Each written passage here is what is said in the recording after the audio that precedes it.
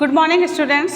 आज हम नया टॉपिक स्टार्ट करेंगे जो मैंने आपको कल बताया था, आय का वृत्ताकार प्रवाह।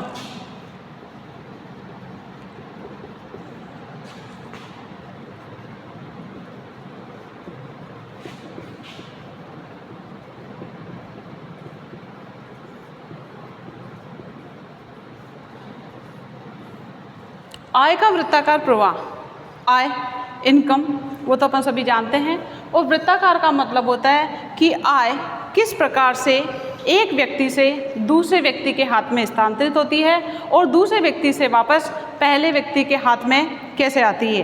किसी भी अर्थव्यवस्था में जो आय होती है वो परिवारों व फर्मों के बीच में घूमती रहती है, क्योंकि हम सबसे पहले बंद अर्थव्यवस्था के अंतर्गत आय का वृत्ताकार प्रवाह पढ़ेंगे। इसलिए हम इसमें तीन बातों का ध्यान रखेंगे कि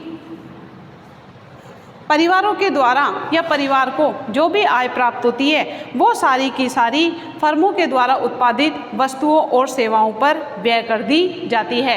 यानी परिवार जो भी आय प्राप्त करता है, परिवार आय कहाँ से प्राप्त करेगा? परिवार आय प्राप्त करता है साधन सेवाओं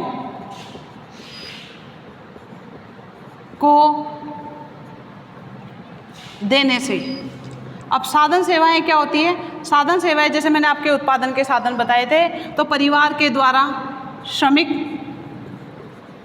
परिवार के द्वारा भूमि, इसके अलावा पूंजी, इन तीन चीज़ों का उत्पादन करने के लिए इन साधनों को परिवार जो है फर्मों को देता है। इसके बदले में श्रमिक को जो है मजदूरी दी जाती है, भूमि का लगान हो जाता है और पूंजी का आपका ब्याज होता है, और पूंजीपति का जो बचता है इसके बाद में वो हो जाता है आपका लाभ। इस प्रकार ये जो साधन सेवाएं हैं, इन साधन सेवाओं से जो परिवार को आय प्राप्त होती है, ये सारी की सारी आय फर्मों के द्वारा उत्पादित वस्तुओं और सेवाओं पर खर्च कर दी जाती है। पहली बात इसमें यह आ जाती है। दूसरी बात होती है, फर्मों के द्वारा जो भी वस्तुएं और सेवाएं उत्पादित की जाती है वो सारी की सारी बिक्री कर दी जाती है, यानी बेच दी जाती है। अर्थात इसमें स्टॉक कुछ भी नहीं रहता। कहने का मतलब, अगर फर्मों ने इस महीने 1000 वस्तुओं का उत्पादन किया है तो परिवारों के द्वारा 1000 की 1000 वस्तुएं ही खरीद ली जाती है। तो इसका मतलब फर्मों के पास स्टॉक क्या हो गया? जीरो हो गया। थर्ड बात आती है इसके अंतर्गत कि फर्मों के द्वारा जो भी आय प्राप्त की जाती है, क्योंकि फर्मों के द्वारा जो भी वस्तुएं और सेवाएं बनाई जाएगी, उन वस्तुओं और सेवाओं को बनाकर जब वो बेचेगा तो उसे आय प्राप्त होगी। वो सारी की सारी आय मजदूरी के रूप में, लगान के रूप में, ब्याज के रूप में और लाभ के रूप में बांट दी जाती है या परिवारों को दे दी जाती है। इस प्रकार के बंद अर्थव्यवस्था वाले मॉडल में परिवारों की आय और फर्मों की आय कैसी रहेगी? स्थिर रहेगी। परिवारों की आय और फर्मों की आय कैसी रहेगी? स्थिर रहेगी। ये देख लो आप, ये आपकी परिवारों की या फर्मों की आय है, या आपकी परिवारों की आय है। जितना परिवार आय प्राप्त करता है वो सारा का सारा खर्च कर दिया जाता है। ये आपके बंद अर्थव्यवस्था वाले मॉडल में है। इसको अपन एक एग्जाम्पल के द्वारा भी स्पष्ट कर सकते हैं कि मान लीजिए फर्में काम क्या करती है? फर्में काम करती है वस्तुओं और सेवाओं का उत्पादन करती है। फर्में वस्तुओं और सेवाओं का उत्पादन करती कहाँ से? वो उत्पादन के साधन काम में लेती है या उत्पादन के साधनों का यूज़ करती है। श्रमिक काम में लेगी, भूमि काम में लेगी, पूंजी अगर उसके पास नहीं है तो वो पूंजी भी लेगी। इसके अलावा जो सांसी का लाभ होता है, इन तीनों को माइनस करने के बाद या जो शेष बचता है वो उसका लाभ कहलाता है। तो फर्मों ने क्या किया? 1000 रुपये परिवारों को मजदूरी के रूप में, मजदूरी को आप W से डिनोट कर सकते हो, लगान के रूप में रेंट, इंटरेस्ट के रूप में ब्याज, प्लस पूंजीपति का हो गया लाभ। ये 1000 रुपये फर्म ने किसको दे दिए? मजदूरी का मान लो आप 250 रुपये, रेंट, लगान जिसको बोलते हैं अपन 250 रुपये, इंटरेस्ट की अगर अपन बात करते हैं तो 200 रुपये, और पूंजीपति का लाभ हो गया 300 रुपये। ये उत्पादन के साधनों को बांट दिया। तो फर्मों के द्वारा जो भी साधनों को आय दी जाती है परिवार के साधनों को, वो परिवार के साधन अगले महीने या नेक्स्ट उसके बाद जब उनको आय प्राप्त होती है, वो सारी की सारी फर्मों के द्वारा उत्पादित वस्तुओं और सेवाओं पर क्या कर देते हैं, खर्च कर देते हैं। तो फर्मों को जो आय प्राप्त, परिवारों को जो आय प्राप्त हुई है वो फर्मों की आय के बराबर होती है। इस प्रकार के वृत्ताकार प्रवाह का ये सरल मॉडल लिया जा सकता है बंद अर्थव्यवस्था के अंतर्गत। ये प्रवाह 1000 रुपये का भी हो सकता है, यही प्रवाह आप 10,000 रुपये का भी हो सकता है, और यही प्रवाह 1 लाख रुपये का भी हो सकता है। यानी आय में कोई परिवर्तन नहीं होता है। बंद अर्थव्यवस्था में जितनी भी आय परिवारों को प्राप्त होती है वो सारी की सारी फर्मों को प्राप्त हो जाती है वस्तुओं और सेवाओं को देने के फलस्वरूप। इस प्रवाह में, इस वृत्ताकार प्रवाह में अंतर नहीं आता है क्योंकि वो स्थिर ही रहता है, क्योंकि ना तो इसमें बचत की जाती है ना इसमें निवेश होता है। इट मीन्स आय का जो संतुलन होगा वो कैसा होगा, स्थिर होगा। जितनी परिवारों को आय प्राप्त होगी वो सारी की सारी फर्मों द्वारा उत्पादित वस्तुओं और सेवाओं पर खर्च कर दी जाती है। अब अपन बात करते हैं कि राष्ट्रीय आय की जो गणना की जाती है, राष्ट्रीय आय जिसको अपन बोलते हैं नेशनल इनकम, इसकी जो गणना की जाती है वो 3 विधियों से की जाती है। जब अपन नेक्स्ट टॉपिक पढ़ेंगे कि राष्ट्रीय आय की गणना की विधियां बताइए, उसमें आपकी एक तो होगी वस्तु प्रवाह विधि, एक होगी आपकी आय प्रवाह विधि और एक होगी आपकी व्यय प्रवाह विधि। वस्तु प्रवाह विधि को GNP के नाम से जानते हैं, इसके अलावा आय को GNI के नाम से, और एक हो जाएगा आपका GNE जो कि व्यय विधि होगा। इस प्रकार आय विधि, वस्तु विधि और व्यय विधि, ये तीनों ही विधि का माप कैसा होता है, समान होता है। आप राष्ट्रीय आय की गणना चाहे आय विधि से करो, चाहे व्यय विधि से करो, चाहे उत्पादन विधि से करो, तीनों का परिणाम एक ही आएगा। इस प्रकार आय के वृत्ताकार प्रवाह में यह आपकी राष्ट्रीय आय की जो गणना की जाएगी वो इस प्रकार से की जाएगी, तीनों विधियों के अंतर्गत हो सकती है।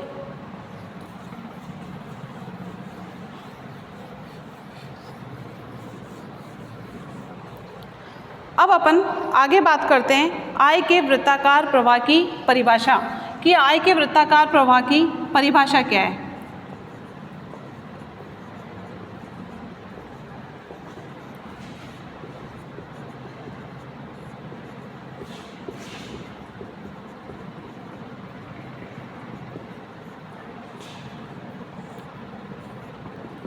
इसको इन्वर्टेड कोमा में लिखेंगे क्योंकि कोई भी जो परिभाषा होती है उसको अपन इन्वर्टेड कोमा में लिखते हैं। आय का वृत्ताकार प्रवाह, आय का वृत्ताकार प्रवाह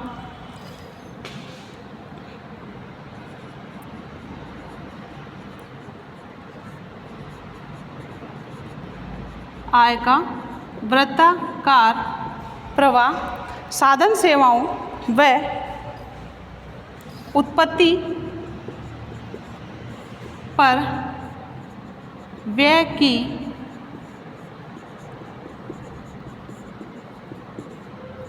राशियों का प्रवाह होता है। आय का वृत्ताकार प्रवाह साधन सेवाओं व उत्पत्ति पर व्यय की राशियों का एक प्रवाह होता है। यहाँ एक कर लेना, एक प्रवाह होता है जो घरेलू फर्मों व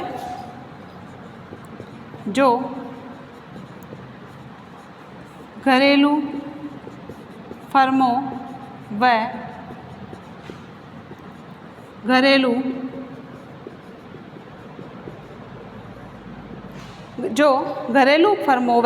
घरेलू परिवारों के बीच में चलता रहता है, के बीच में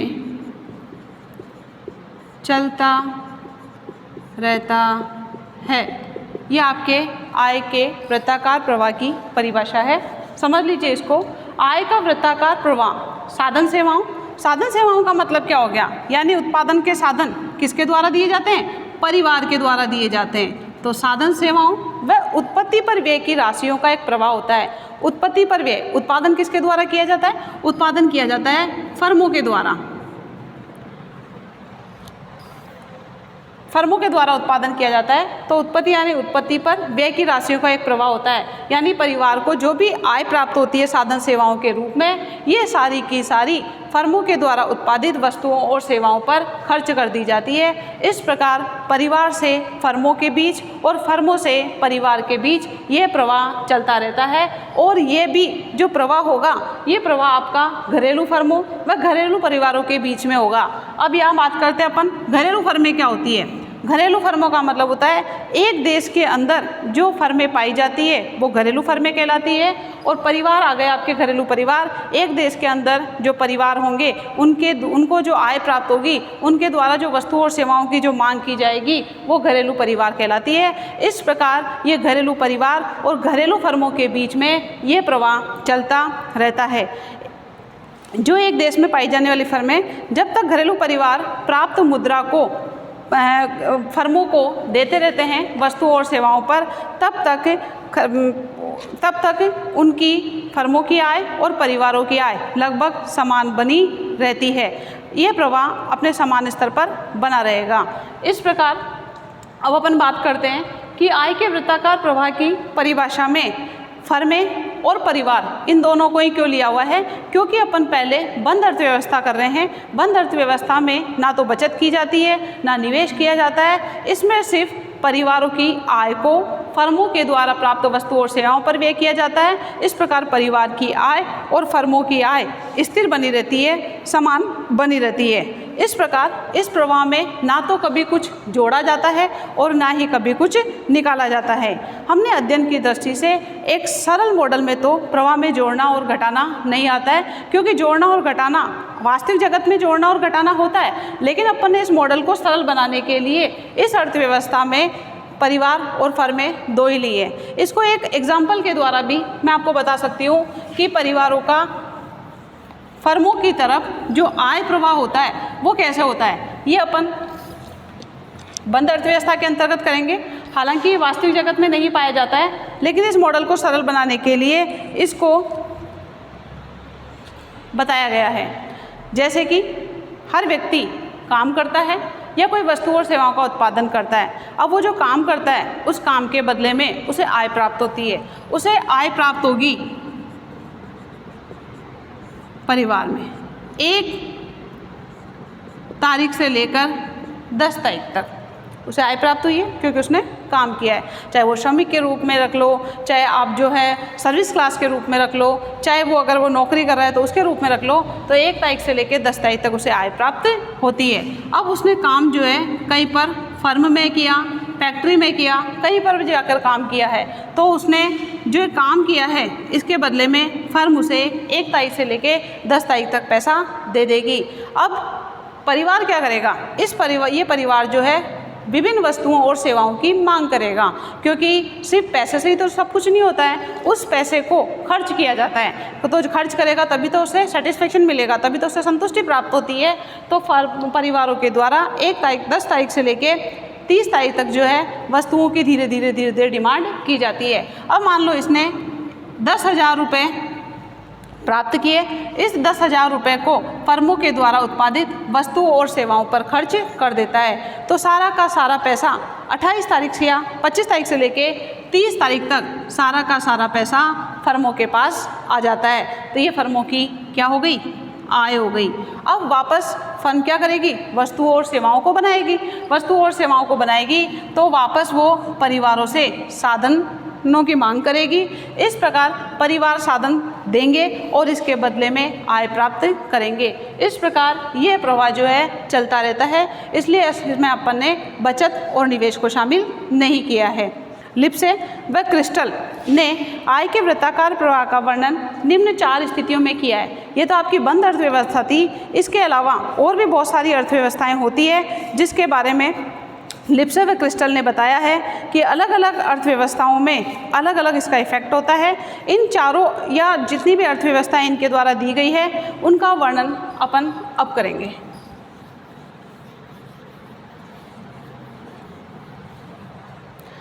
लिप्से व क्रिस्टल लिप्से व क्रिस्टल ने 4 प्रकार की अर्थव्यवस्था बताई है, जो कि इस प्रकार है। सबसे पहली जो अर्थव्यवस्था होगी अपव्ययी या खर्चीली अर्थव्यवस्था।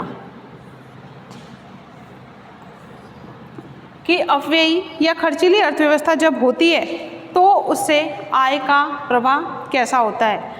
ये अर्थव्यवस्था जैसे नाम से ही स्पष्ट है कि अपव्ययी या खर्चीली अर्थव्यवस्था होती है। ये अर्थव्यवस्था एक ऐसी अर्थव्यवस्था होती है जो अत्यधिक खर्चीली होती है, यानी लोग जितना कमाते हैं उतना का उतना ही खर्च कर देते हैं। कहने का मतलब इसमें दो ही समूह होते हैं, वही होते हैं आपके परिवार और फर्में। परिवार अगर 10,000 रुपये साधन सेवाओं के रूप में प्राप्त कर रहा है, आय के रूप में प्राप्त कर रहा है, तो वह फर्मों से वस्तुएं और सेवाएं 10,000 की खरीद लेगा। इस प्रकार इसके 10,000 लास्ट में फर्मों के पास आ जाएंगे।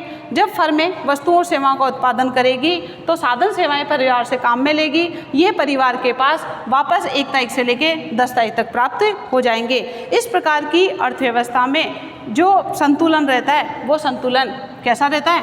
तटस्थ रहता है या स्थिर रहता है। स्थिर का मतलब जितना परिवारों को आय प्राप्त हुई है वो सारी की सारी फर्मों को वस्तुओं और सेवाओं को देने के बदले में प्राप्त हो जाती है। ये आपकी अपव्ययी या खर्चीली अर्थव्यवस्था कहलाती है, जिसमें बचत बिल्कुल भी नहीं होती है। लोग जितना कमाते हैं उतना का उतना ही खर्च कर देते हैं फर्मों के द्वारा उत्पादित वस्तुओं और सेवाओं पर। इस प्रकार अपव्ययी या खर्चीली अर्थव्यवस्था में ये प्रवाह परिवारों से फर्मों के बीच और फर्मों से परिवारों के बीच में घूमता रहता है। दूसरी अर्थव्यवस्था जो आती है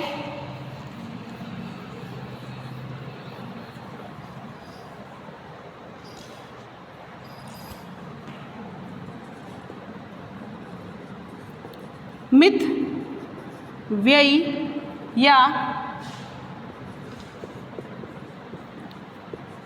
किफ़ायती अर्थव्यवस्था। मित व्ययी या किफ़ायती अर्थव्यवस्था। मित व्ययी का मतलब होता है सोच समझ के खर्च करना, किफ़ायत से खर्च करना, जो कि सारी की सारी जो आय प्राप्त हो रही है वो सारी की सारी खर्च ना करना। इट मीन्स बचत करना। जो इस प्रकार इसमें बचत व निवेश होने लगते हैं, क्योंकि कल मैंने आपको बताया था कि व्यक्ति काम करके आय प्राप्त करता है। आय को अपन ने किससे डिनोट किया था? वाई से डिनोट किया था। इसके बाद जो उसे आय प्राप्त होती है अपनी आवश्यकता की वस्तुओं पर क्या करता है? खर्च करता है। इट मीन्स उपभोग करता है। इसको अपन ने किससे डिनोट किया था? सी से डिनोट किया था। तो वाई माइनस सी बराबर एस हो गया, बचत हो गई। अब ये छोटी छोटी बचतें ही किसका रूप लेती है? निवेश का रूप लेती है, इन्वेस्टमेंट जिसको बोलते हैं। क्योंकि बचत करने से, उस पैसे को संग्रह करने से पैसा नहीं बढ़ता है। उन पैसों को अगर निवेश कर दिया जाता है तो आय के बढ़ने की संभावनाएं और बढ़ जाती है। तो यदि बचत, इसमें जितनी बचत की जा रही है उतना ही निवेश हो रहा है, तो आपकी राष्ट्रीय आय कैसी रहेगी? स्थिर रहेगी। कहने का मतलब जितनी आपने सेविंग की उतना ही आपने इन्वेस्ट कर दिया, तो आपकी राष्ट्रीय आय कैसी रहेगी? स्थिर रहेगी। अब हर व्यक्ति छोटी छोटी बचत करता है, उस बचत को वो बैंकों में जमा कराता है, कुछ पोस्ट ऑफिस में जमा कराते हैं, कुछ लोग LICओं में जमा कराते हैं। फर्में क्या करती है? बैंकों से, LICओं से या पोस्ट ऑफिस से ये पैसा उधार लेती है और इस पैसे को वो इन्वेस्ट कर देती है, निवेश कर देती है। निवेश करने से क्या होगा? उसकी आय बढ़ती है, उसका उत्पादन बढ़ता है, और जो पैसा उसने उधार लिया था बैंकों को, वित्तीय संस्थाओं को या पोस्ट ऑफिस से, वो पैसा वो ब्याज सहित वापस चुका देती है। इस प्रकार बचत और निवेश जब बराबर होते हैं तो अर्थव्यवस्था या राष्ट्रीय आय कैसी होगी? स्थिर होगी।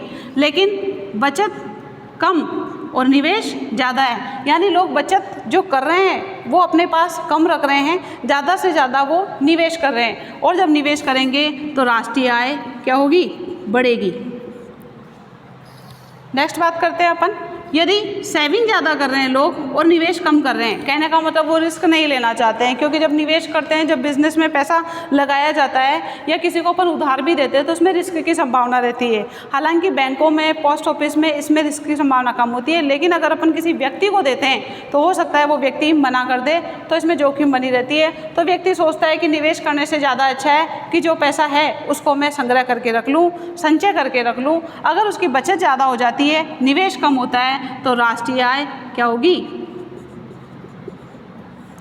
घटेगी। इस प्रकार इस अर्थव्यवस्था में बचत और निवेश के बराबर रहने पर राष्ट्रीय आय स्थिर रहती है। बचत से ज़्यादा निवेश होती है तो राष्ट्रीय आय बढ़ जाती है, और अगर बचत ज़्यादा होती है निवेश से तो राष्ट्रीय आय घट जाती है। इस प्रकार इस प्रवाह में राष्ट्रीय आय बढ़ भी जाती है, घट भी जाती है और स्थिर भी रह सकती है। नेक्स्ट जो अर्थव्यवस्था होती है वो होगी आपकी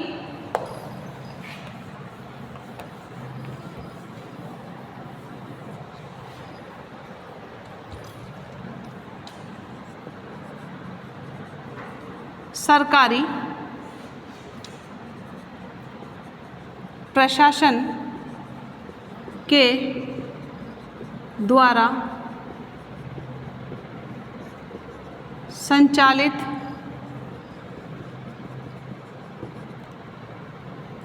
सरकारी प्रशासन के द्वारा संचालित अर्थव्यवस्था, ये आपकी 3rd नंबर की अर्थव्यवस्था है जो कि लिप्से व क्रिस्टल के द्वारा बताई गई है। सरकारी प्रशासन का मतलब अब जो हमारी बंद अर्थव्यवस्था थी उसमें क्या समावेश हो गया? सरकार समावेश हो गई। सरकार जिसको अपन गवर्नमेंट बोलते हैं, जी बोलते हैं, कहने का मतलब ये होता है सरकार का हस्तक्षेप इस प्रकार की अर्थव्यवस्था में बढ़ जाता है। सरकार क्या करती है? सरकार परिवारों से साधन सेवाएं खरीदती है। साधन सेवाएं मतलब वही श्रमिक वगैरह, भूमि वगैरह, साधन सेवाएं खरीदती है और उन साधन सेवाओं से वस्तुएं व सेवाएं उत्पादित करती है। अब सरकार को जो वस्तुएं और सेवाएं जब वो सरकार बना रही है उससे आय प्राप्त होती है। अब उस आय को सरकार क्या करती है? खर्च भी तो करती है। तो सरकार जो आय प्राप्त कर रही है तो सरकार सिर्फ इन वस्तुओं और सेवाओं को बेचने से आय प्राप्त नहीं करती है, सरकार टैक्स के द्वारा भी आय प्राप्त करती है। टैक्स को हम कर बोलते हैं। अब कर भी आपको पता होना चाहिए। कर 2 प्रकार के होते हैं। एक तो होते हैं डायरेक्ट कर जिसको अपन बोलते हैं प्रत्यक्ष कर, एक होते हैं आपके इनडायरेक्ट कर जिसको बोलते हैं अपन अप्रत्यक्ष कर। प्रत्यक्ष कर जैसे कि आयकर होता है वो आपका प्रत्यक्ष कर कहलाता है, बिक्री कर होता है वो आपका अप्रत्यक्ष कर कहलाता है। तो इनसे सरकार को जो आय प्राप्त होती है इस आय को वो व्यय भी करता है। व्यय किस किस पर करता है? सरकारी सेवाओं पर व्यय करता है। जब आय और व्यय यानी सरकार को जो आय प्राप्त होती है उस आय की जो जितनी प्राप्त होगी वो सारी की सारी व्यय कर देगा, तो राष्ट्रीय आय आपकी कैसी रहेगी? स्थिर रहेगी। अब सरकार के द्वारा जब टैक्स लगा दिया जाता है तो व्यक्ति की खर्च योग्य आय क्या हो जाती है? कम हो जाती है। YT को अपन खर्च योग्य आय से डिनोट करते हैं। खर्च योग्य आय से डिनोट करते हैं। जैसे कि किसी व्यक्ति को 50,000 रुपये आय प्राप्त होती है, इसमें से सरकार ने 4,000 रुपये टैक्स लगा दिया, इनकम टैक्स लगा दिया, तो व्यक्ति की खर्च योग्य आय कितनी हो गई? 46,000। तो सरकार अगर जितना ज़्यादा कर लगाएगी तो व्यक्ति की खर्च योग्य आय कम हो जाएगी, और व्यक्ति की खर्च योग्य आय कम हो जाएगी तो वो उपभोग भी कम कर देता है। अगर सरकार टैक्स या कर जितना लगा रही है और सरकार व्यय भी उतना ही कर रही है तो राष्ट्रीय आय आपकी स्थिर रहेगी। सरकार कर तो लगा रही है कम और व्यय कर रही है ज़्यादा, तो राष्ट्रीय आय बढ़ जाएगी, बढ़ेगी हो जाएगा। और सरकार कर तो लगा रही है ज़्यादा और व्यय कर रही है कम, तो सरकार की आय क्या होगी? घटेगी या कम हो जाएगी। यहाँ पर अपन कर को T से डिनोट कर सकते हैं, व्यय को E से डिनोट करते हैं जिसको एक्सपेंसेस बोलते हैं। इसका मतलब ये है कि सरकार के द्वारा या सरकार का उद्देश्य यही रहता है कि लोगों को कर लगाया जाए, लेकिन उतनी मात्रा में नहीं लगाया जाए। इसके अलावा सरकार का उद्देश्य भी ये होता है कि ज़्यादा से ज़्यादा लोगों का कल्याण किया जाए, और लोगों के कल्याण के लिए वो खर्चा ज़्यादा करती है, व्यय ज़्यादा करती है, क्योंकि लोगों को पर व्यय ज़्यादा करेगी तभी तो लोगों के पास आय ज़्यादा प्राप्त होगी, और लोगों को आय ज़्यादा प्राप्त होगी तभी वो उपभोग ज़्यादा करेगा, उपभोग ज़्यादा करेगा तो मांग बढ़ेगी, और मांग बढ़ेगी तो उत्पादन बढ़ाने के लिए उसे ज़्यादा से ज़्यादा लोगों को रोजगार देना पड़ेगा। इस प्रकार सरकार का ये उद्देश्य रहता है कि वो कर की अपेक्षा, यानी लोगों से कर तो ले, लोगों का जो सरकार का जो उद्देश्य होता है वो लोगों से कर ज़्यादा ना लेकर व्यय ज़्यादा करके राष्ट्रीय आय को बढ़ाने का रहेगा, न कि राष्ट्रीय आय को घटाने का। नेक्स्ट जो अर्थव्यवस्था होगी आपकी, इस प्रकार ये सरकार के शामिल होने से जो हमारी आय के वृत्ताकार प्रवाह की बंद अर्थव्यवस्था थी, वो सरकार के शामिल होने से ये अर्थव्यवस्था हमारी खुली अर्थव्यवस्था में बदल गई। इसके अलावा नेक्स्ट जो आपकी खुली अर्थव्यवस्था होगी,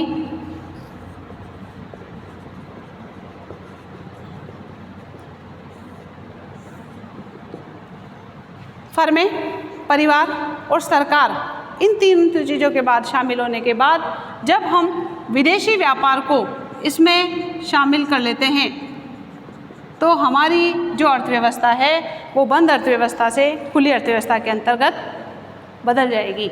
विदेशी व्यापार कहने का मतलब ये है, विदेशी व्यापार में क्या होता है, जैसे हमने बंद अर्थव्यवस्था में तो आपने घरेलू फर्में ली थी, घरेलू परिवार लिए थे।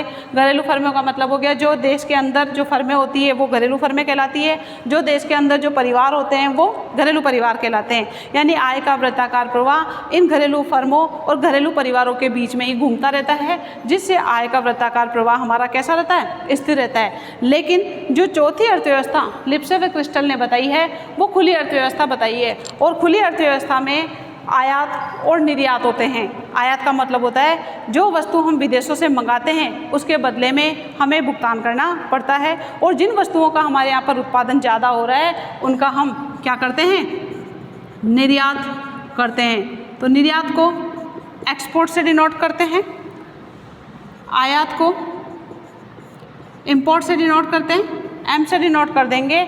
इस प्रकार आयात और निर्यात के शामिल होने से हमारी अर्थव्यवस्था खुली अर्थव्यवस्था के अंतर्गत बदल जाती है। जब हम ज़्यादा मात्रा में आयात करेंगे तो ज़्यादा मात्रा में हमें भुगतान करना पड़ेगा, और ज़्यादा मात्रा में भुगतान करना पड़ेगा तो हमारी राष्ट्रीय आय बढ़ने की जगह घट जाएगी, और राष्ट्रीय आय जो बढ़ेगी वो बढ़ेगी विदेश की, जिस देश से हम ज़्यादा मात्रा में सामान मंगा रहे हैं। अगर निर्यात और आयात बराबर होंगे, कहने का मतलब हमने 700 करोड़ रुपए का निर्यात किया है और हमने 700 करोड़ रुपए का ही आयात कर लिया है, यानी जितने रुपए का हमने सामान भेजा है उतने ही रुपए का हमने सामान वापस मंगा लिया है, तो राष्ट्रीय आय कैसी हो जाएगी, स्थिर हो जाएगी।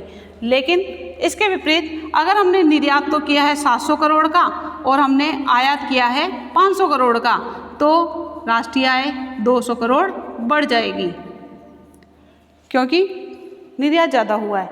निर्यात यानी हमारे देश की वस्तुओं की मांग ज़्यादा हुई है। हमारे देश की वस्तुओं की मांग जब ज़्यादा होगी तो हमारे देश में विदेशी मुद्रा का आगमन ज़्यादा होगा, और विदेशी मुद्रा जब हमारे यहाँ पर ज़्यादा आएगी तो ज़्यादा वस्तुओं में उत्पादन और होने लगेगा, और ज़्यादा वस्तुओं में उत्पादन होगा तो ज़्यादा लोगों को रोजगार प्राप्त होगा। इसके विपरीत अगर 500 करोड़ रुपये का निर्यात किया है हमारे देश ने और 700 करोड़ रुपये का आयात किया है, तो हमारे देश से -200, यानी कि माइनस तो इसलिए है क्योंकि हमें नुकसान हुआ है, इस वजह से -200 यानी कि 200 करोड़ रुपए हमें विदेशों को भुगतान करने पड़ेंगे। इसलिए ज़्यादा से ज़्यादा मात्रा में अगर आयात किया जाता है तो हमारी मुद्रा विदेशों में ज़्यादा मात्रा में जाने लगती है। इस प्रकार खुली अर्थव्यवस्था में आय के वृत्ताकार प्रवाह का 4 प्रकार से वर्णन किया गया है। लिप्से ने 4 प्रकार की अर्थव्यवस्था बताई है, जिसमें आपकी पहली अर्थव्यवस्था अपव्ययी या खर्चीली अर्थव्यवस्था होती है, दूसरी अर्थव्यवस्था मितव्ययी या किफ़ायती अर्थव्यवस्था कहलाती है, तीसरी अर्थव्यवस्था आपकी जो होगी सरकारी प्रशासन का इसमें हस्तक्षेप बढ़ जाता है, जिसलिए ये खुली अर्थव्यवस्था में बदल जाती है। और इसके बाद आपकी खुली अर्थव्यवस्था होती है जिसमें आपका आयात और निर्यात शामिल होता है। अब अपन कल जो है आय के वृत्ताकार प्रवाह में खुली अर्थव्यवस्था के मॉडल को पढ़ेंगे, जिसको दो भागों में बांटा गया है कि आय को बढ़ाने वाले तत्व और आय को घटाने वाले तत्व। ये चार अर्थव्यवस्थाएं आपके यहीं पर ख़त्म होती है। अपन बंद अर्थव्यवस्था में परिवारों और फर्मों के बीच में आय का वृत्ताकार प्रवाह घूमता रहता है, जबकि खुली अर्थव्यवस्था में सरकार शामिल हो जाती है, विदेशी व्यापार शामिल हो जाता है। तो इस खुली अर्थव्यवस्था का जो अपन आय का वृत्ताकार मॉडल पढ़ेंगे, इसमें इस मॉडल को यानी आय के वृत्ताकार मॉडल को, आय के वृत्ताकार मॉडल की दो स्थितियां बताई गई है। दो स्थितियां बताई गई है। एक तो होगी आपकी आय को घटाने वाले तत्व और दूसरी होगी आय को